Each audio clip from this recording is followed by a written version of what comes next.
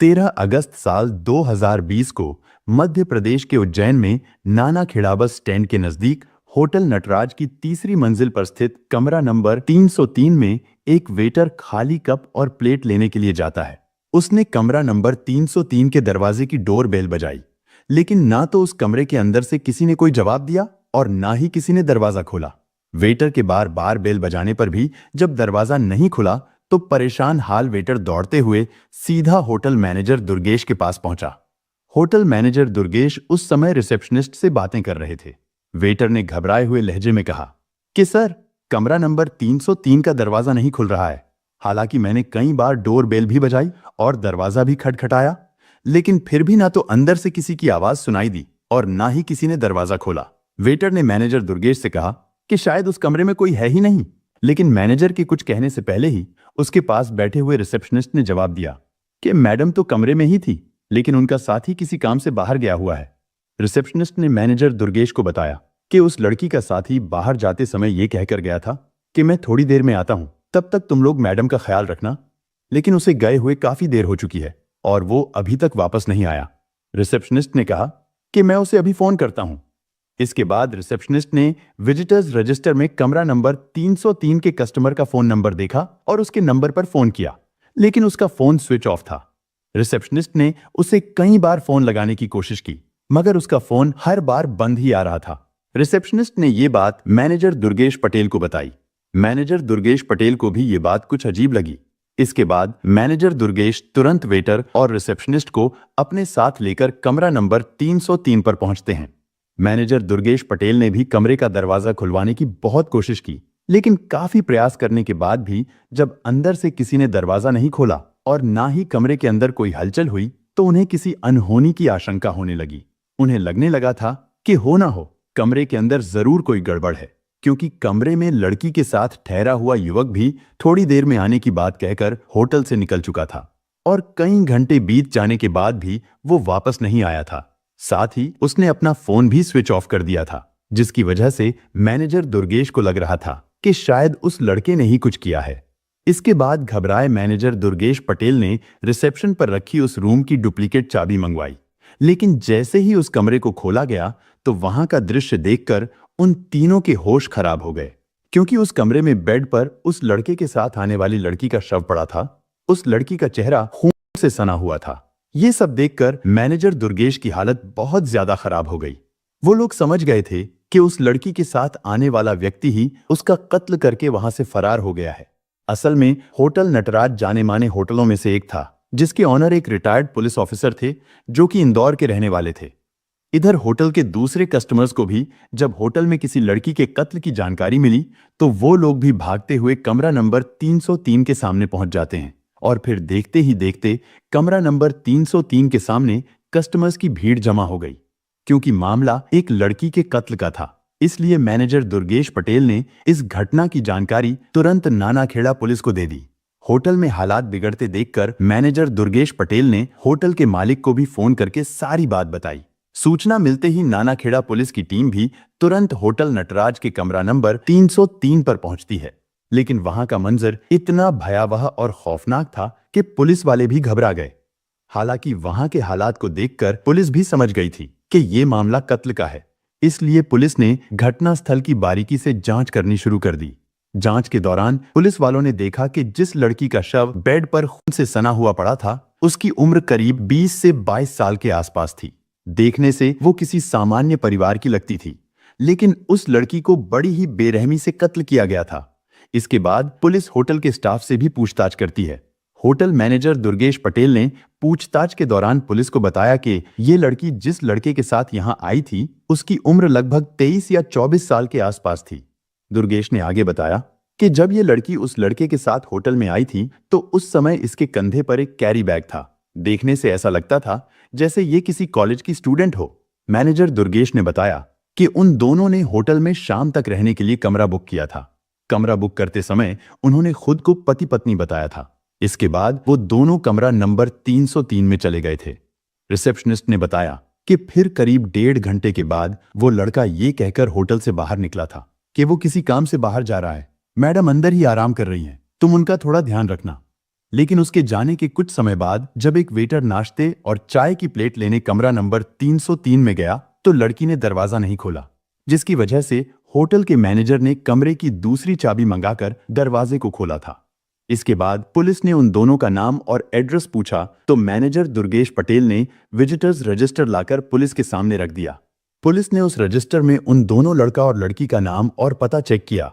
वैसे तो आमतौर पर इस तरह की वारदात करने वाले लोग अपना नाम पता सही नहीं लिखवाते, लेकिन यहां पर ऐसा नहीं था, क्योंकि उन दोनों ने होटल में अपना नाम और एड्रेस बिल्कुल सही बताया था, जिसमें लड़की का नाम तनु परिहार जबकि लड़के का नाम सुभाष पोरवाल लिखा हुआ था। इसके बाद पुलिस उन दोनों के परिवार वालों को इस वारदात की जानकारी देती है और उन्हें तुरंत होटल नटराज में पहुंचने को कहती है। इस दुखद घटना की खबर मिलते ही उन दोनों के परिवार वाले आनन फानन में होटल नटराज पहुंचते हैं। लेकिन जैसे ही तनु परिहार के परिवार वालों की नजर अपनी बेटी के शव पर पड़ी तो वो लोग दहाड़े मार मार कर रोने लगे। उन लोगों का रो रोकर बुरा हाल था, क्योंकि जिस तनु परिहार का कत्ल हुआ था वो घर की सबसे बड़ी बेटी थी। खैर, किसी तरह पुलिस और होटल के स्टाफ ने तनु के घर वालों को संभाला और उन्हें तसल्ली देकर चुप कराया। इसके बाद पुलिस ने तनु के शव का मौका मुआयना किया। तनु का शरीर बुरी तरह जख्मी था। उसके गले पर एक निशान जबकि उसके पेट पर 3 गहरे घाव के निशान थे, जो किसी तेज धार हथियार से किए गए थे। छानबीन करने के बाद तनु परिहार के शव को पोस्टमार्टम के लिए हॉस्पिटल भेज दिया गया। इसके बाद तनु की मां आशा देवी की तहरीर पर सुभाष पोरवाल के खिलाफ कत्ल का मामला दर्ज करके आगे की जांच शुरू कर दी गई। तनु के परिवार वालों से पूछताछ करने के साथ ही पुलिस ने सुभाष के मोबाइल नंबर को भी सर्विलांस पर लगा दिया था। जनता और मीडिया के प्रेशर की वजह से पुलिस भी तेजी से इस मामले की जांच करने में जुट गई थी और फिर साइबर सेल की मदद से मात्र 24 घंटे के अंदर ही सुभाष की लोकेशन का पता लगा लिया जाता है। उसकी लोकेशन आगरा में पाई गई थी। इसके बाद नानाखेड़ा पुलिस ने आगरा पुलिस की मदद से सुभाष पोरवाल को अरेस्ट कर लिया और फिर उसे नानाखेड़ा पुलिस स्टेशन लाकर उससे कड़ाई से पूछताछ की गई। दरअसल सुभाष शुरू से ही बिगड़ैल और आवारा लड़का था। उसने बड़ी मुश्किल से 10th क्लास पास की थी। इसके बाद सुभाष ने भी अपने पिता आत्माराम पोरवाल की तरह ही ऑटो रिक्शा चलाना शुरू कर दिया। सुभाष न्यू इंदिरा नगर कॉलोनी में रहता था। उसके घर के सामने ही तनु परिहार भी अपने परिवार के साथ रहती थी। तनु के पिता की मृत्यु हो चुकी थी। उनके परिवार में उसकी मां आशा देवी और उसके 2 छोटे भाई थे। घर का खर्च चलाने के लिए तनु की मां आशा देवी एक छोटी सी किराने की दुकान चलाती थी, यानी उनके घर की आर्थिक स्थिति ज्यादा अच्छी नहीं थी। अपने 3 भाई बहनों में तनु सबसे बड़ी थी। उसके पिता की मृत्यु तभी हो गई थी जब तनु बहुत छोटी थी। इधर पति की मौत के बाद बच्चों की परवरिश की जिम्मेदारी मां आशा देवी के कंधों पर आ गई थी, जिसे उन्होंने बहुत अच्छे से निभाया था। आशा देवी ने मेहनत मजदूरी करके अपने सभी बच्चों को अच्छी शिक्षा दिलाई थी। उनकी बड़ी बेटी तनु बीकॉम 2nd ईयर की छात्रा थी। तनु परिहार एक सुंदर और मिलनसार स्वभाव की लड़की थी। क्योंकि तनु और सुभाष के घर आमने सामने ही थे, इसलिए वो दोनों एक दूसरे को देखते हुए और एक साथ बड़े हुए थे। लेकिन जब तनु ने जवानी की दहलीज पर कदम रखा तो सुभाष मन ही मन तनु से प्यार करने लगा। सुभाष तनु के प्यार में इतना पागल था कि वो तनु से बात करने के लिए, उसके करीब आने के लिए अपने ऑटो का भी इस्तेमाल करता था।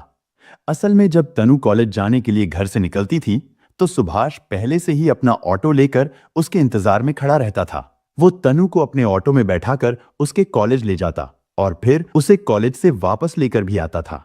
सुभाष तनु को उसके घर के करीब छोड़ देता था।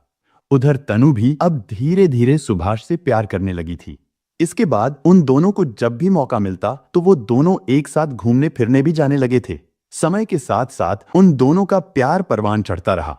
वो दोनों एक दूसरे के साथ शादी के सपने देखने लगे और जब भी वो दोनों साथ होते थे तो अपने शादीशुदा जीवन के बारे में बातें करते थे।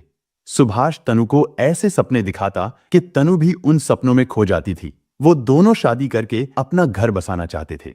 इसके बाद 9 जुलाई 2020 को, यानी इस घटना से 1 महीना पहले, उन दोनों ने कोर्ट मैरिज कर ली। इसके बाद 23 जुलाई को चिंतामण गणेश मंदिर जाकर उन दोनों ने पूरे रीति रिवाज के साथ शादी कर ली। इस तरह सुभाष और तनु शादी के बंधन में बंध गए थे। यहां तक तो सब कुछ ठीक था, लेकिन जब इस शादी के बारे में अपने घर वालों को बताने का समय आया तो सुभाष ने बिना झिझक इस बात की जानकारी अपने परिवार वालों को दे दी। उसके परिवार वालों ने उन दोनों की शादी को स्वीकार भी कर लिया था, लेकिन इधर साहस ना जुटा पाने के कारण तनु ऐसा नहीं कर पाई। प्यार की भावनाओं में बहकर उसने सुभाष से शादी तो कर ली थी, लेकिन अब उसे बहुत पछतावा हो रहा था, क्योंकि अब उसे अपनी मां का प्यार और पिता की मृत्यु के बाद उसके लिए उसकी मां का जीवन भर का संघर्ष उसे याद आ रहा था। अपनी मां की कुर्बानियों के सामने तनु को अब सुभाष का प्यार कम लग रहा था। उसकी मां ने उन तीनों बहन भाइयों को बहुत कठिनाइयों से पाला था। इन सब चीजों को देखकर वो अपनी मां से धोखा नहीं करना चाहती थी, इसीलिए उसने शादी का ये राज अपनी मां से छिपाए रखना ही सही समझा। लेकिन इधर अब सुभाष से बर्दाश्त नहीं हो रहा था, क्योंकि वो तनु के साथ शादीशुदा जीवन गुजारना चाहता था। इसलिए वो तनु पर साथ रहने के लिए दबाव बनाने लगा। लेकिन जब शादी के बाद भी तनु उसके साथ रहने के लिए तैयार नहीं हुई, तो सुभाष के सब्र का बांध टूट गया। उसने तनु के खिलाफ एक खतरनाक प्लान बनाना शुरू कर दिया। इधर जब तनु को यह पता चला कि उसकी मां उसके लिए एक अच्छे लड़के का रिश्ता तलाश कर रही है, तो उसे लगा कि मां का दिल दुखाना ठीक नहीं है। लेकिन जब सुभाष को पता चला कि तनु की मां तनु के लिए लड़का तलाश कर रही है, तो उसे तनु पर और भी ज्यादा गुस्सा आने लगा, क्योंकि तनु जब पहले ही उसके साथ शादी कर चुकी थी, तो फिर वो किसी और से दूसरी शादी कैसे कर सकती थी। इसके बाद सुभाष ने तनु को समझाने की बहुत कोशिश की। वो तनु के सामने हाथ जोड़ता है, उसकी मिन्नतें करता है और उसे अपनी शादी का वास्ता भी देता है, लेकिन तनु सुभाष की कोई भी बात सुनने के लिए तैयार नहीं थी। 13 अगस्त यानी घटना वाले दिन सुभाष का मन बहुत उदास था। वो एक बार तनु से मिलकर उसका आखिरी फैसला सुनना चाहता था। उस दिन सुभाष ने यह भी तय कर लिया था कि अगर इस बार भी तनु ने उसके साथ रहने से इनकार किया और अगर तनु ने किसी और से शादी करने की बात कही, तो वो उसे खत्म कर देगा, क्योंकि वो चाहता था कि अगर तनु उसकी नहीं हो सकती तो फिर किसी और की भी नहीं हो सकती। इसके लिए सुभाष ने होटल नटराज को चुना। होटल नटराज में कमरा खाली है या नहीं, ये जानने के लिए उसने अपना नाम विकास बताकर पहले होटल के मैनेजर दुर्गेश पटेल से बात की। इसके बाद सुभाष ने तनु को मैसेज करके कहा कि तुमसे कुछ जरूरी बात करनी है। उस दिन तनु ने भी सोचा कि आज सुभाष से मिलकर वो इस मामले को खत्म कर देगी। इसके बाद तनु ने अपना कोचिंग बैग और एक पानी की बोतल उठाई और अपनी मां से कोचिंग जाने की बात कहकर वो सुभाष से मिलने के लिए चली गई। इधर सुभाष ने एक दिन पहले ही मार्केट से जो चाकू खरीदा था, वो उसे लेकर तनु से मिलने के लिए निकल गया। इसके बाद वो तनु को उसके घर के सामने से ही अपने ऑटो में बिठाकर उसे होटल नटराज ले गया। वहां उन्होंने होटल में एक कमरा बुक किया। फिर वो दोनों कमरा नंबर 303 में चले गए। कमरे में पहुंचकर सबसे पहले सुभाष ने चाय और नाश्ता मंगवाया। चाय पीने के दौरान ही सुभाष ने तनु के साथ फिर से अपने शादी को लेकर बात करनी शुरू कर दी। लेकिन बात करते करते उन दोनों में बहस होने लगी और ये बहस इतनी ज्यादा बढ़ जाती है कि उन दोनों में झगड़ा शुरू हो जाता है।